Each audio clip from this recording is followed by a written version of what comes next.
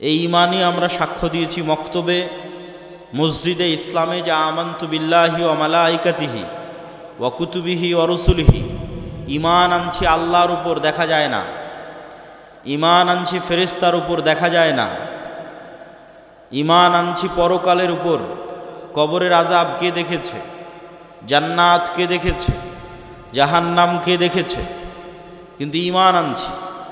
আল্লাহ সুবহানাহু ওয়া তাআলা কোরআন মাজিদে এবং রাসূলুল্লাহ সাল্লাল্লাহু আলাইহি ওয়াসাল্লাম হাদিসে যখন 6টা ইমানকে সংক্ষিপ্ত করে তুলে ধরেছেন, তখন শুধু 2টার কথা বলেছেন, মান ইউমিন বিল্লাহ ওয়াল ইয়াউমিল আখির, মান আমানা বিল্লাহি ওয়াল ইয়াউমিল আখির।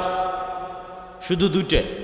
আল্লাহর উপর ইমান আছে যার, পরকালের উপর ইমান আছে যার, অথচ আল্লাহকেও দেখেনি, জান্নাত জাহান্নাম কবরের আযাবও দেখেনি, কিয়ামতও দেখেনি, কিন্তু এটাই ইমানের ভিত্তি। এইটার উপর যার ইমান আছে সেই মুমিন, এইটার উপর যার ইমান আছে সেই মুসলমান।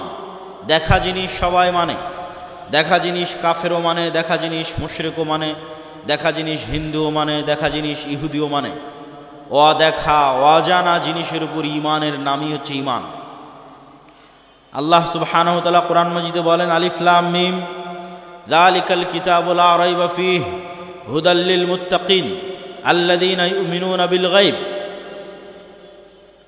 এই কিতাব কোরআন সেই কিতাব যেই কিতাব মুত্তাকিদের জন্য হেদায়েত স্বরূপ। একদম আল্লাহ সুবহানাহু ওয়া তাআলা কোরআন মাজিদের শুরুতে বলে দিয়েছেন যে মুত্তাকিদের জন্য হেদায়েত স্বরূপ। তো মুত্তাকি কারা? প্রথম বাক্য আল্লাযীনা ইউমিনুনা বিল গায়ব।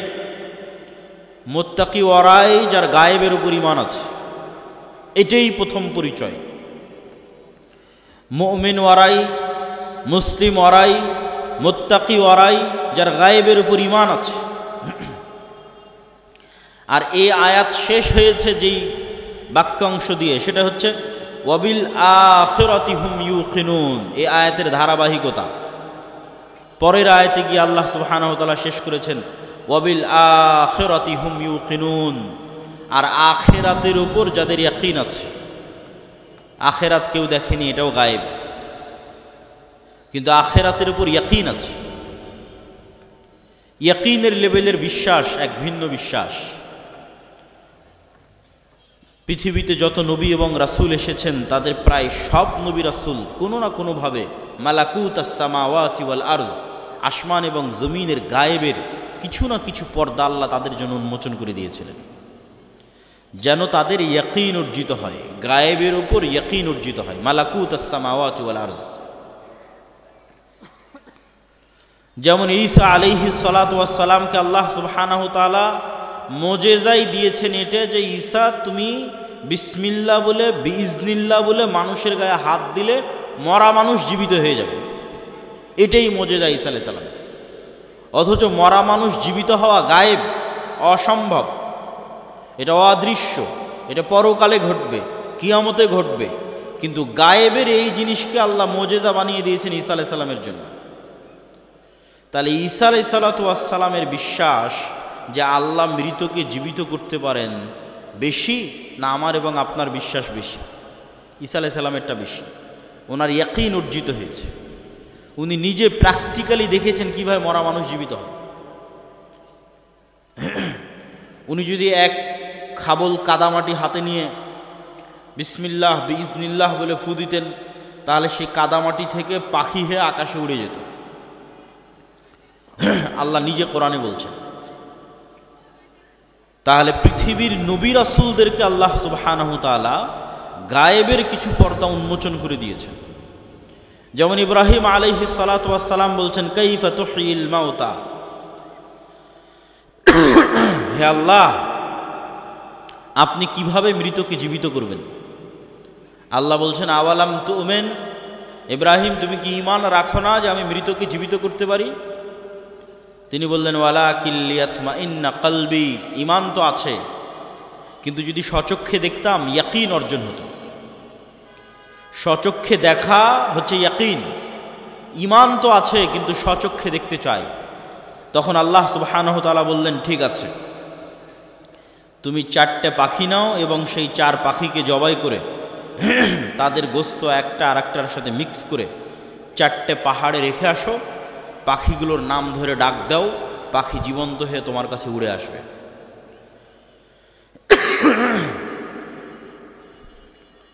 মুসা আলাইহিস সালাতু ওয়াস সালামের জন্য আল্লাহ তার ঈমান বিল গায়বে ইয়াকিন তৈরি করেছেন। ঈমান বিল গায়বে ইয়াকিনের উপকারিতাটা কি? এই যে ইয়াকিনের কথা বলছি, ওয়াবিল আখিরাতি হুম ইউকিনুন, আল্লাহ সুবহানাহু ওয়া তাআলা সূরা তাকাসুরের মধ্যে বলছেন ইয়াকিনের মাত্রাটা কোন লেভেলে হতে হবে। সূরা তাকাসুরে কিভাবে বারবার ইয়াকিনের দিকে নিয়ে যাওয়ার কথা বলা হয়েছে, এটা যদি দেখতাম। আলহাকুমুত তাকাসুর, দুনিয়ার পরস্পরের প্রতিযোগিতা তোমাদের ভুলিয়ে রেখেছে। ছোট বাচ্চাকে যেমন মোবাইল দিয়ে ভুলিয়ে রেখেছেন তার কান্না, অথবা আর কোনো কিছু দিয়ে যখন আপনি মানুষকে কোনো কিছু ভুলিয়ে রাখেন, তো এই দুনিয়াতে মৃত্যুকে ভুলে রাখার এমন কোনো সরঞ্জাম নাই যা এই পৃথিবীতে নাই। আজকের মোবাইল, আজকের বিনোদন, টাকা পয়সা, কাজ কারবার, ধন দৌলত, প্রতি মুহূর্তে মৃত্যুকে ভুলে থাকার সরঞ্জাম পৃথিবীতে আছে। তো বলছে আলহাকুমুত তাকাসুর, তোমাদের ভুলিয়ে রেখেছে দুনিয়ার প্রতিযোগিতা মৃত্যুকে। হাত্তা জুরতুমুল মাকাবির, এইটা ততদিন চলবে যতদিন না তোমরা নিজেরা না মরে গেছো, নিজেরা না কবরে চলে গেছো। কাল্লা সাউফা তা'লামুন, কখনো নহে, তোমরা অবশ্যই জানতে পারবে। সুম্মা কাল্লা সাউফা তা'লামুন, আবারও বলছি তোমরা অবশ্যই জানতে পারবে। কাল্লা লাউ তা'লামুনা ইলমাল ইয়াকিন, শুধু কি জানতে পারবে, ইয়াকিনের লেভেলে জানতে পারবে, ইয়াকিনের লেভেলে জানতে পারবে। কিভাবে ইয়াকিনের লেভেলে জানতে পারবে? লা তারাউন্নাল জাহিম, অবশ্যই তোমরা নিজে চোখে জাহান্নামকে দেখবে, অবশ্যই তোমরা নিজে চোখে জাহান্নামকে দেখবে। সুম্মা লা তারাউন্নাহা আইনাল ইয়াকিন, আবারও বলছি অবশ্যই তোমরা তোমাদের চোখে ইয়াকিনের লেভেলে, তোমাদের চোখ দিয়ে তোমরা দেখবে জাহান্নামকে, ইয়াকিন অর্জিত হবে তোমাদের। তাহলে শুধু ঈমান আর ইয়াকিনের লেভেলে ঈমান এক নয়। আমরা বিশ্বাস করি কবরের আযাব হবে, বিশ্বাস করি জান্নাত এবং জাহান্নাম আছে, আর মুহাম্মদ সাল্লাল্লাহু আলাইহি ওয়াসাল্লাম মেরাজের রাতে স্বচক্ষে জান্নাত দেখেছেন, স্বচক্ষে জাহান্নাম দেখেছেন, স্বচক্ষে কবরের আযাব দেখেছেন। তাহলে মুহাম্মদ সাল্লাল্লাহু আলাইহি ওয়াসাল্লামের ইয়াকিন অর্জিত হয়েছে, ওনার ঈমানের মাত্রা আমাদের চেয়ে বেশি। কেন? গায়েবের পর্দা ওনার জন্য উন্মোচন করে দেওয়া হয়েছে। উনি গায়েবের পর্দা চিরে 7 আসমান পর্যন্ত পৌঁছে গেছেন, ফলে ওনার ইয়াকিন অর্জিত হয়েছে। এই গায়েবের উপর ইয়াকিন কেন দরকার? এটাই মুসলমানদের মুক্তির একমাত্র রাস্তা, ঈমান বিল গায়েব, এবং মুসলমানদের অধপতনের একমাত্র কারণ ঈমান বিল গায়েব না থাকা। আজকের মুসলমানেরা আজকের আমেরিকা এবং আজকের ইসরায়েলের তুলনায় যত দুর্বল, আজকের গাজার মানুষ, আজকের রোহিঙ্গারা যত দুর্বল, আজ থেকে 3000, 4000, 5000 বছর পূর্বে মুসা আলাইহিস সালাতু ওয়াস সালাম আজকের মুসলমানদের চাইতে কয়েকশো, কয়েক হাজার গুণ বেশি দুর্বল ছিলেন।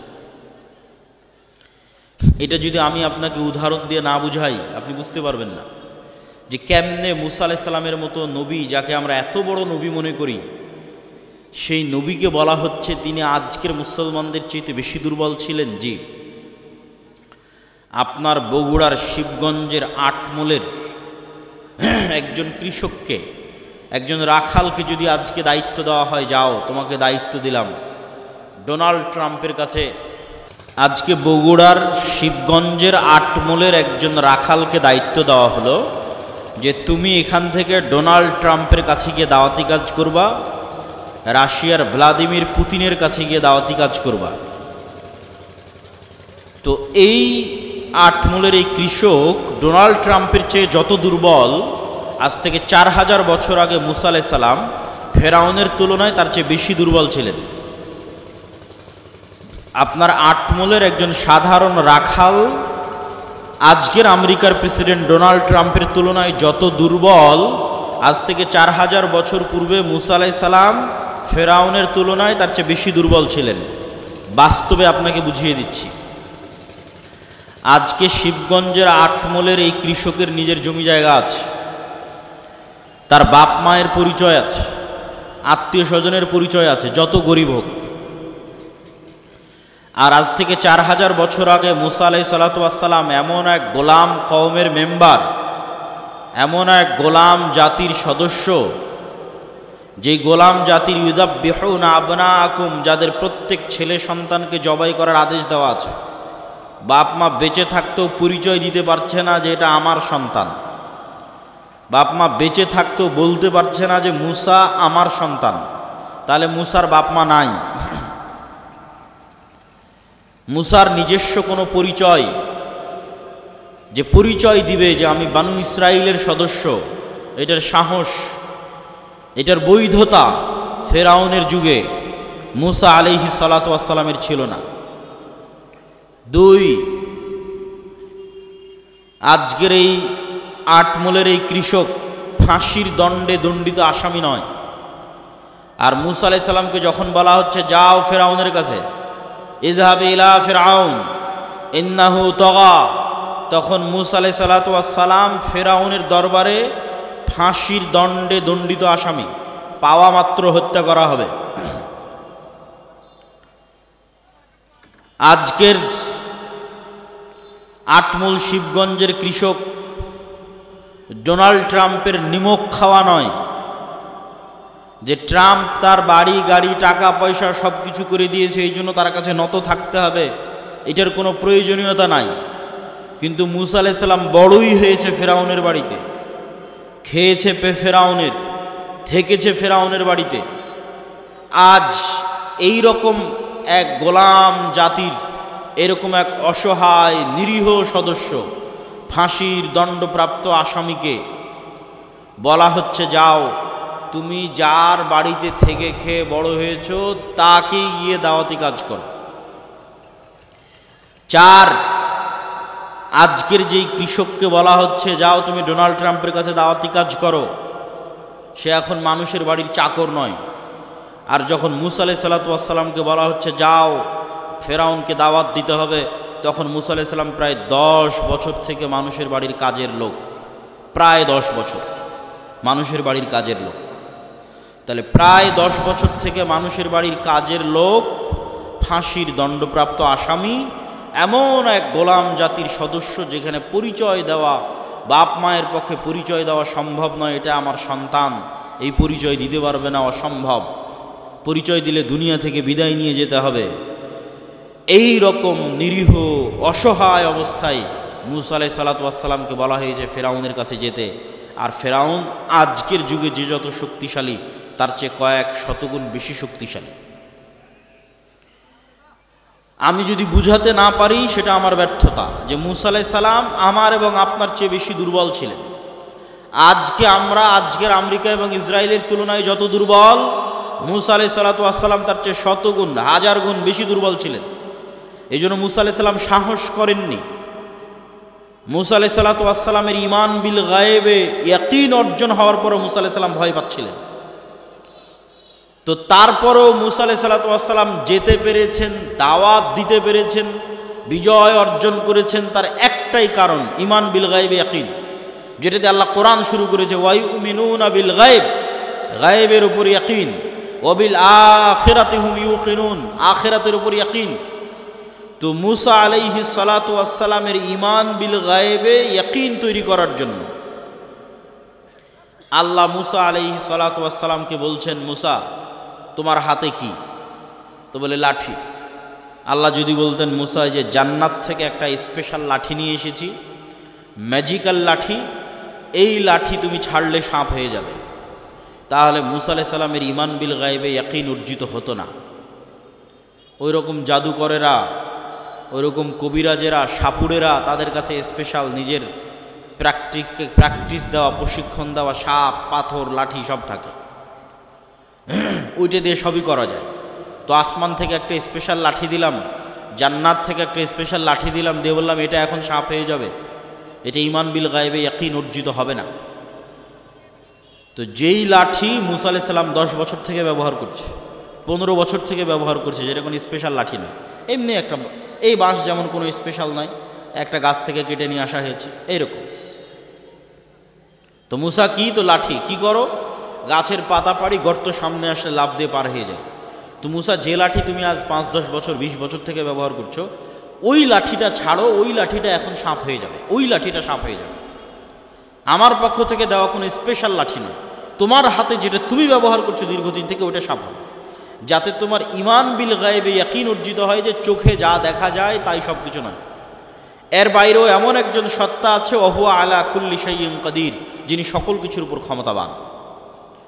তো মুসা আলাইহিস সালাতু ওয়াস সালামের অন্তরে ঈমান বিল গায়েবে ইয়াকিন অর্জিত হলে তবে মুসা আলাইহিস সালাতু ওয়াস সালাম কল্পনা করতে পারবে, বিশ্বাস করতে পারবে, ঈমান রাখতে পারবে যে ফেরাউন যত শক্তিশালী হোক, তার সাম্রাজ্য ধূলিকণার মতো, তার সাম্রাজ্য পিঁপড়ার চেয়েও দুর্বল, ধূলিকণা বালিকণার চেয়েও দুর্বল। এই বিশ্বাস ততক্ষণ অর্জিত হওয়া সম্ভব নয় যতক্ষণ না মুসার কালবে ঈমান বিল গায়েবে ইয়াকিন অর্জিত না হচ্ছে। তো ঈমান বিল গায়েবে ইয়াকিন অর্জিত হওয়ার পরেও মুসা আলাইহিস সালাম ভয় পাচ্ছে, বলছে আল্লাহ একাই যেতে ভয় লাগছে, সাথে আমার ভাইকে দেন, আমার মুখের জড়তা আছে, এই জড়তা দূর করে দেন। রব্বিশ রাহলি সদরি ওয়া ইয়াসসির লি আমরি ওয়াহলুল উকদাতাম মিন লিসানি ইয়াফকাহু কওলি। সম্মানিত উপস্থিতি, তাহলে ঈমান বিল গায়েব কেন জরুরি? অতীতের সকল নবীর ঈমান বিল গায়েবে ইয়াকিন ছিল। আজকের মুসলমানেরা কেন বিজয় অর্জন করতে পারছে না? তার কারণ একটাই, তাদের ঈমান বিল গায়েবে ইয়াকিন নাই। এই জন্য আমাদের বক্তব্যের বিষয়বস্তু ঈমান বিল গায়েব। ঈমানই নতুন করে নবায়ন করতে হবে, ঈমানই নতুন করে নিয়ে আসতে হবে। এবং ঈমান বিল গায়েবে আজকের পয়েন্ট আল ঈমান বিল মালাইকাহ, ফেরেশতাদের উপর ঈমান, যেটা দিয়ে আমি আপনাদেরকে বক্তব্য শুরু করেছি যে রাস্তাঘাটে যারা আছেন, বাজারে যারা আছেন, তারা এসে ফেরেশতাদের সাথে বসেন। কেননা এই মজলিসে কারা আছে বলেন তো? একটু জোরে বলেন, এই মজলিসে কারা আছে? আরো জোরে বলেন, কারা আছে? ফেরেশতারা আছে। তো ঈমান বিল মালাইকাহ, ফেরেশতাদের উপর ঈমান, এই ঈমানে ইয়াকিন দরকার। আজকের বক্তব্যে আমাদের চেষ্টা থাকবে যে আজকের বক্তব্য শুনে শেষ হয়ে বের হতে হতে যেন আপনার ফেরেশতাদের উপর আপনার ঈমান যেন ইয়াকিনের পর্যায়ে পৌঁছে যায়। এখন তো কোন অবস্থায় আছে? এখন শুধু মুখে বলা অবস্থায় আছে যে বিশ্বাস করেছি আল্লাহ আছে, বিশ্বাস করি ফেরেশতা আছে, এই বলা পর্যন্তই শেষ। বাস্তবেই ফেরেশতা আছে এই লেভেলের ইয়াকিন নাই। তো আজকের বক্তব্যে আমাদের বিষয়বস্তু, আমরা ফেরেশতাদের উপর বিশ্বাসকে ইয়াকিনের লেভেলে নিয়ে যাব। ফেরেশতারা তৈরি নূরের, আর নূর পৃথিবীতে অস্তিত্বশীল বিরাজমান এক প্রকারের আলো, যা চোখে দেখা যায় না। তবে এই লাইটের আলো নয়, সূর্যের আলো নয়, তবে এই লাইটের আলো যেমন বিরাজমান, জ্বলতেই যেমন পুরো এলাকা আলোকিত হয়ে গেছে, ধরা যাচ্ছে না কিন্তু অস্তিত্ব বোঝা যাচ্ছে। সূর্য যখন ওঠে তখন যেমন পুরো পৃথিবী আলোকিত হয়ে যায়, নূরও এভাবে সমগ্র পৃথিবী, সমগ্র আসমানে বিরাজমান, তবে চোখে দেখা যায় না। তবে নূর এই আলো নয়, এই লাইটের আলো নয়, এই পৃথিবীর সূর্যের আলো নয়, এটা এক ভিন্ন ধরনের আলো। কি আলো? নূর কি আলো?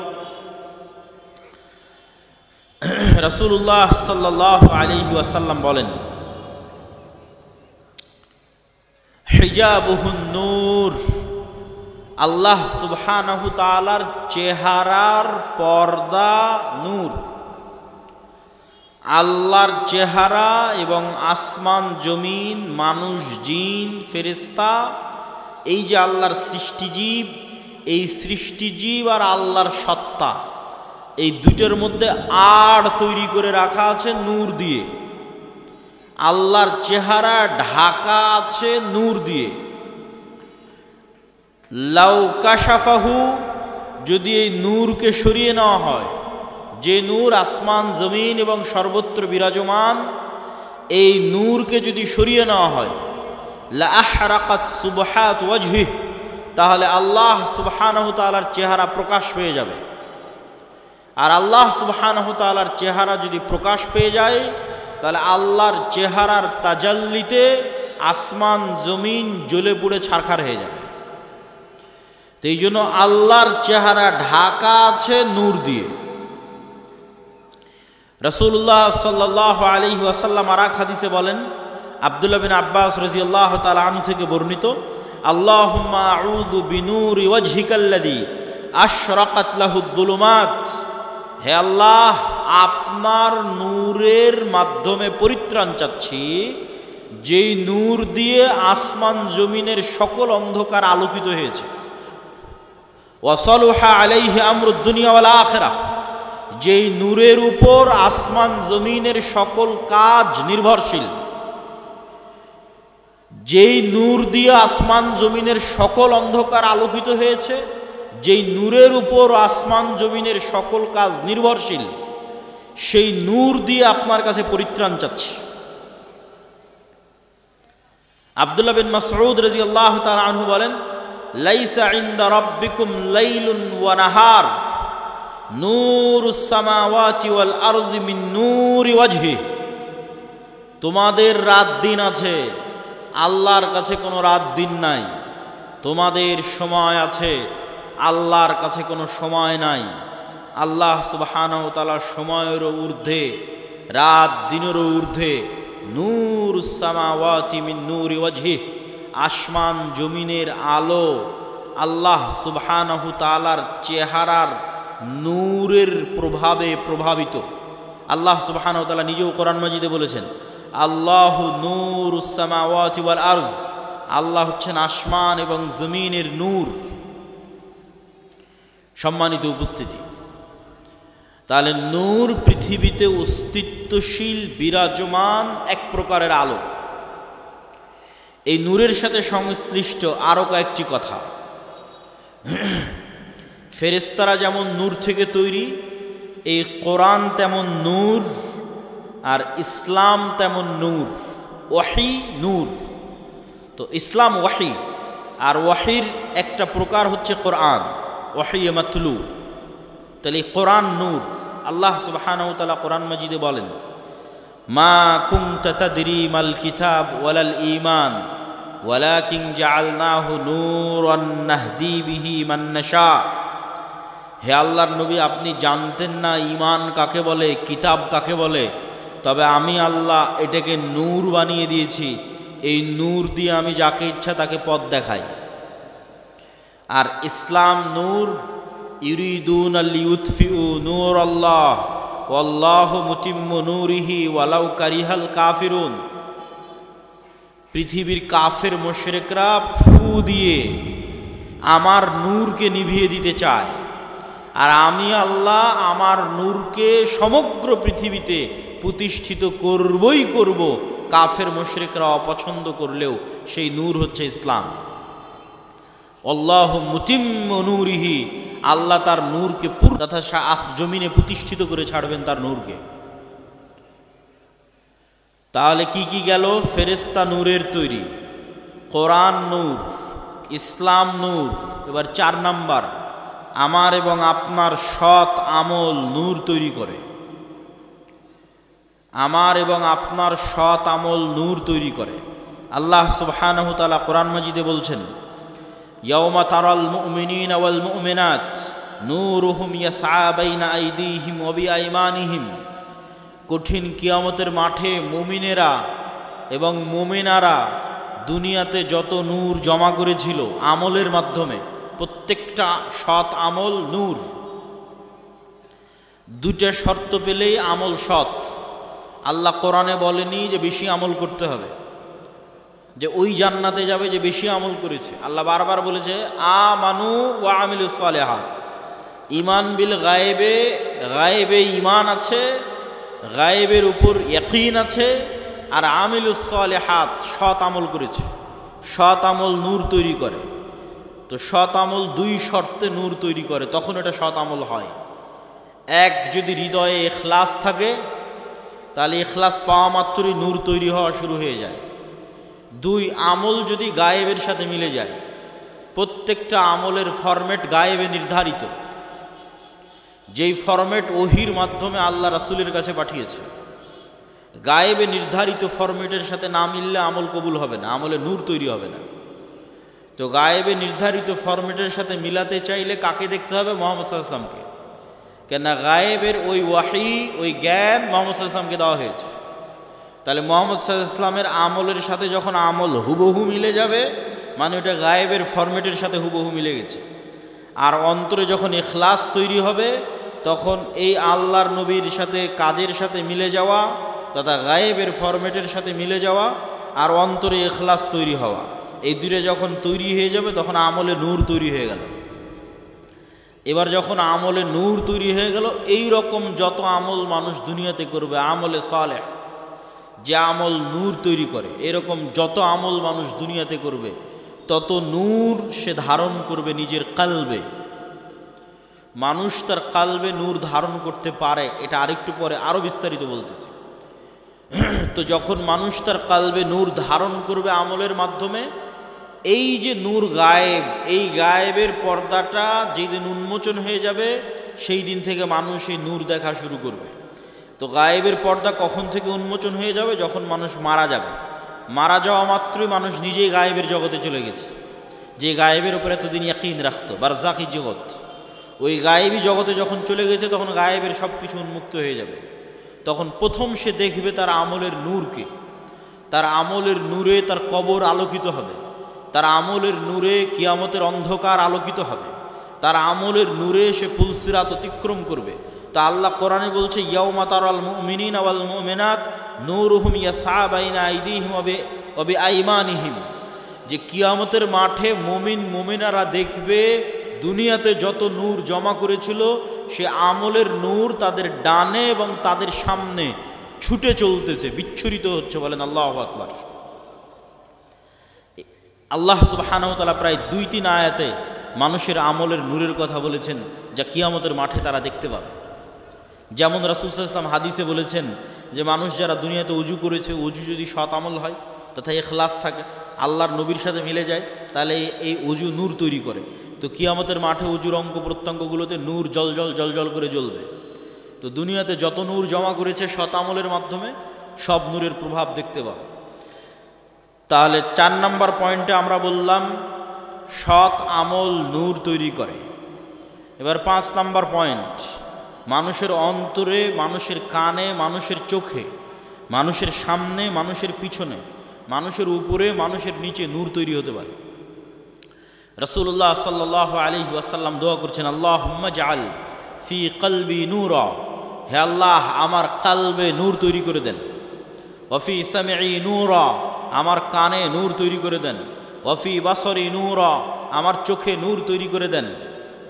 এভাবে বলতে বলতে ডানে বামে, সামনে পিছনে, উপরে নিচে সকল অঙ্গ প্রত্যঙ্গে তিনি আল্লাহর কাছে নূর চেয়েছেন।